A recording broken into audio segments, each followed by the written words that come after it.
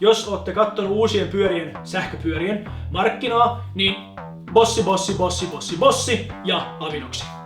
Tässä kohtaa olisi ajoalue. Jälkeen täällä olisi täys niinku voittorivi. Että on kova vehje. Heipä hei taas kaikki ja tervetuloa uuden videon pariin. Tällä kertaa seilataan Saksasta Japanin aluevesille ja puhutaan vähän Yamahan moottoreista. Viime videossa puhuttiin bossilaisista Gen 4 ja Gen 5 tehon ja väännön noususta, mutta tässä musta vähän tuntuu, että tässä DJ Avinoksi kautta Bossi hypessä on jäänyt Yamaha pikkusen varjoon, koska ne on nyt saanut vihdoin uudistettua moottorinsa niin kuin kilpailukykyiselle tasolle, missä he oli joitain vuosia sitten, mutta ainakin niin kuin PVX3, niin sehän jäi jo jalkoihin niin kuin oikeastaan ominaisuuksissa, tehoissa ja väännöissä ja kaikissa muissa. Eli käydään vähän taas läpi, mä oon koonnut tuohon koneelle pikkusen dataa, että miten Yamaha-moottori on kehittynyt, ja vertaillaan vaikka pikkusen Bossiin, että missä siellä nyt mennään. Joten tervetuloa mukaan.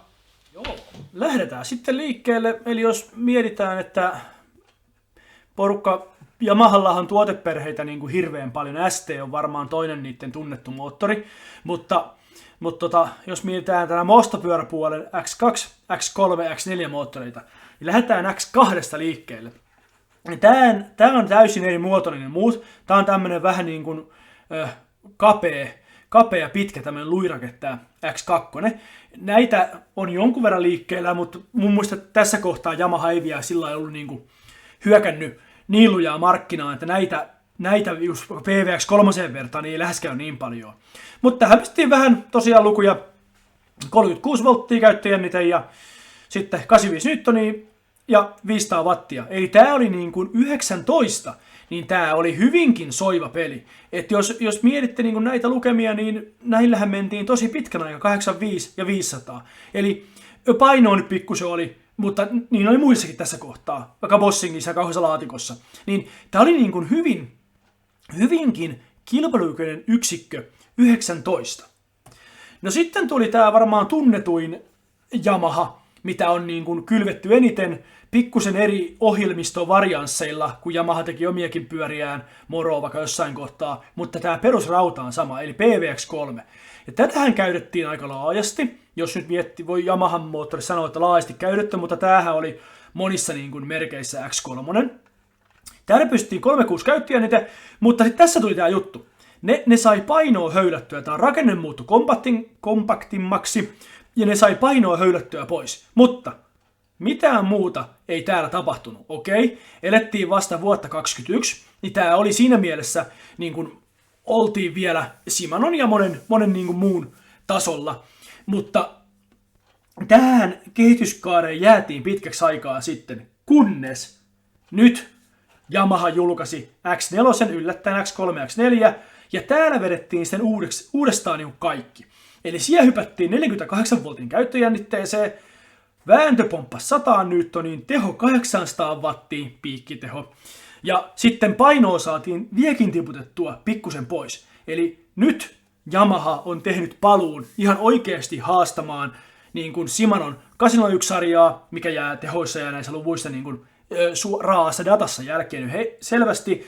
Ja sitten ihan Bossin Gen 5 pääsee härnään tässä. Jos pistetään nämä nyt vielä kerran Exceliin vierekkäin, niin tässä on helppo katsoa, että tosiaan X2, X3, ne tuli aika tiuhaan verrattuna tähän nyt taas, se meni pitempään. Mutta huomaatte, että nämä oli niin kuin hyvin samoissa. Että se ulkomuoto pienentyi, että saatiin keskiö sivakammaksi ja geometriat järkevämmäksi, että saatiin moottorin koko pienemmäksi ja painoa alas, mutta mitään muuta oikein tapahtunut. Ja huomaatte ihan tehopainosuhdettakin, niin tää 4 hyppäsi aivan omille niin kuin sfääreilleen tässä. Eli nyt Yamaha on takaisin peleissä. Jos tuossa katsoo, missä Gen 4 meni, Gen 5 meni, niin jos tää Gen 4 oli niin kuin PVX3 haastaja, niin kuten huomaatte, niin siinä nyt vähän tuli ehkä numerojen valossa taulu. Jos pistetään vierekkäin tuosta vähän niin kuin värikoodattuna PVX3, PVX4, niin jos kaikki on vihreällä, niin suunta on ollut erittäin hyvä.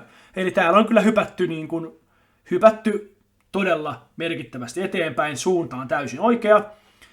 Jos miettii BVX3 ja Gen 4 bossia, kun ne oli kilpakumppanit tai on vieläkin jossain pyörissä, niin täällähän bossissa oli vähän enemmän jerkkua, mutta se paino enemmän ja teho oli sitten bossissa enemmän. Siis tehopainon suhde oli parempi. Painoa enemmän, mikä on huono asia, eli Yamaha voitti painossa. Mutta nämä oli niin kuin ne kilpakumppanit. Ja nyt sitten kääntyykin vähän toistepäin, jos pistetäänkin uusin generaatio. Viime videossa mä kerroin, miten Gen 5 bossi niin on kova rauta, mutta bossihan ei vieläkään mennyt esimerkiksi 48-volttiseen arkkitehtuuriin tässä, vaan siihen pystiin 36. Silti ne ottaa sieltä kovia tehoja, kovia vääntöjä, mutta veikkaan, että bossillakin tulee tää 48-volttisuus kyllä vastaan aika nopeasti, luulisin näin. Mutta kun huomaatte, niin ei sovi enää Yamahan moottorille nauraa. Sehän pesee täällä niin kuin väännössä jää. Tosin hyvin voi tulla Yamahankin vääntöpäivitys. Tekeekö sitä mitään? Sitä voidaan taas kinastella. Mutta hyvin voi tulla Yamahankin päivitys 120 newtonia, jonka jälkeen täällä olisi täysin niin kuin voittorivi. Että on kova vehje. Tässä on sitten vähän löysin penkityskäyriä, miten tämä käyttäytyy, jos lähtee vasemmalta liikkeelle. Niin täällä on tämä kuva, millä on ketjun tuhoamisalue, eli taas Yamahakin päässyt 100 newtoniin, ja se tosiaan alkaa. Täällä on siis kadenssikierrokset, lähtee nollasta liikenteeseen. Yamahan konehan on aina pyörinyt pitkään, sitä on pystynyt pyörittämään tosi koville kadensseille, mutta täältä kun lähdetään, niin tässä on tämä piste. Huomaatte, 70. Siitä lähtee maksimivääntö laskee alaspäin. Älkää tää oli joku vertailu vaan.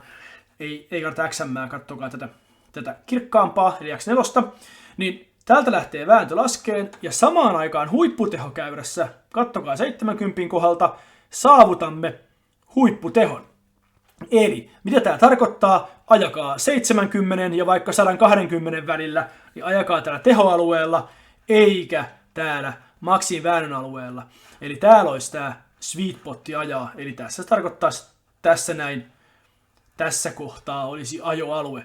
Mutta tosiaan Yamaha nämä vieläkin enemmän on nostanut, mun mielestä X3 meni jossain 130 kadensseissa maksimit, nyt se on noussut ihan tolkuttomaan määrään, kukaan ei pyöritä noin paljon mutta ainakaan ei tule sillä tavalla, että jos vastamäkeen vetää vähän väärällä liian pienellä vaihteella ja haluaa jatkaa nousua, niin pystyy hetkellisesti ylipyörittämään niin kuin tosi paljon yli semmoitteen järkevän kadenssin. Mutta tämmöiset penkityskäyrät hyvältä näyttää. Sitten ei pelkästään se, että kun mä alussa sanoin, että Yamaha oli monessa hommassa perässä, oli tehossa väännössä, mutta sehän on myös ohjelmallisesti ollut niin kuin todella, se, että kaipaako sitä, on eri asia. Mutta jos miettii, mitä on ollut Prose ja varsinkin Spessuliiten näistä mission control-hommat, missä on mennyt Bossi, Shimano, näissä kaikissa näytöissä, mittareissa ja äpeissä. Ja nyt ensimmäistä kertaa Yamahaan tulee jonkunlainen ilmeisestikin ihan hyvän olen appi. Tästä löytyy YouTubesta pari videoakin, missä selataan, niin se näyttää oikeasti niin kuin järkevältä ja ihan varteudettavalta verrattuna niin kuin vaikka Bossiin tai Shimanoon. Ja sitten ne on saanut vähän lisättyä mittaristoja, ei tulee tämmöisiä niin kuin mini-älymittareita, missä on pikkuinen näyttö ja nappulat, ja sitten tämä runkoon upotettava nappula tai näyttönappula, mikä nyt on ollut jo vaikka Bossimaailmassa tai Prosella tai vaikka DJ:llä tai muilla. Oikeastaan kaikilla muilla löytyy tämmönen. Nyt Yamaha on päässyt myös tähän maailmaan mukaan. Joten mielestäni Yamaha on kyllä uudistanut moottorinsa ihan hyvin. No siinäpä nopea yhteenveto Yamahan uudesta PVX4-moottorista. Mielestäni Yamaha on tehnyt paluun niin kuin tähän ihan varteudettavaksi vaihtoehdoksi. Shimanosta mentiin ohitte. Tosin Shimano varmasti ensi vuoden aikana julkaisee uuden moottorin, mutta nyt niin kuin ollaan tässä tehovääntötaistelussa, niin ollaan ihan linjassa. Ja nyt vielä kun tuli nuo näytöt, appit ja muut, niin mun mielestä tällä hetkellä ei voi olla mitään syytä sanoa, että Yamaha ei olisi niin kuin sun valinta. Koska Yamaha muuten moottorina on ollut kyllä niin kuin luotettava ja aika hiljainen niin kuin ääneltään ja antanut tehon niin kuin mukavasti. Että siinä moottorissa itsessään, mitä nyt muutamalla X2, X3 on ajanut, niin ei ole kyllä ollut niin kuin sillain moitittavaa. Mutta nuo kaikkien käyttöliittymä puute ja mittaripuute, niin se ehkä on rajannut pois asiakkaita. Mutta sitten meillä on ongelma. Tällä hetkellä Bossihan on saunottanut pyörävalmistajat erittäin tehokkaasti Jos olette katsonut uusien sähköpyörien markkinaa, niin Bossi ja Avinoksi. Siinä on niin kuin suurin piirtein vaihtoehdot. On tosi vaikea tällä hetkellä löytää mistään pyöristä, vaikka Shimano. Se on menettänyt markkinaansa tosi paljon. Jos mennään taaksepäin 2-3 vuotta, niin Shimano-merkkejä oli vaikka miten paljon. Canyonin koko laivasto oli niin kuin Shimanolla. Oli Commencal ja Santa Cruz käytti Shimanoa. Kaikki on siirtynyt Bosseihin, karkeasti ottaen. Että Shimano, en tiedä mikä tällä hetkellä edes uusi pyörä, mikä nyt siis 26 brändätty pyörä, niin kuka edes laittaa Shimanoa. Ja puhumattakaan Yamahaa. Yamahallahan ei muutenkaan, niillä oli omia pyöriä, moroja, mutta ne loppui ja meni. Mutta muuten Yamaha ei ole kauhean niin kuin, ehkä jossain otan Suomen markkinassa myydyissä pyörissä Yamaha ei ole koskaan ollut kauhean niin kuin vahva. Mutta nyt tuntuu, että ei sitä löydy oikein niin kuin mistään. Että ihan innolla odotan, että tulisi joku niin kuin itseen kiinnostava Yamaha-moottoria käyttävä pyörä, niin pääsisi koeajaan, että miltä toi Yamaha niin kuin tuntuu, koska ainakin papereissa niin se näyttää kyllä tosi hyvältä. Mutta tämmöistä tällä kertaa. Pistä taas peukkua, jos tykkää tämmöistä videoista ja mä voin taas kaivaa jotain seuraavia moottoreita, uutuuksia tulee. Ehkä Shimanoa tai muuta, mitä joskus tuleekin, niin tehdään vastaavia tutkimusvideoita ja vertailuja. Ei muuta kuin seuraavaan kertaan. Moro!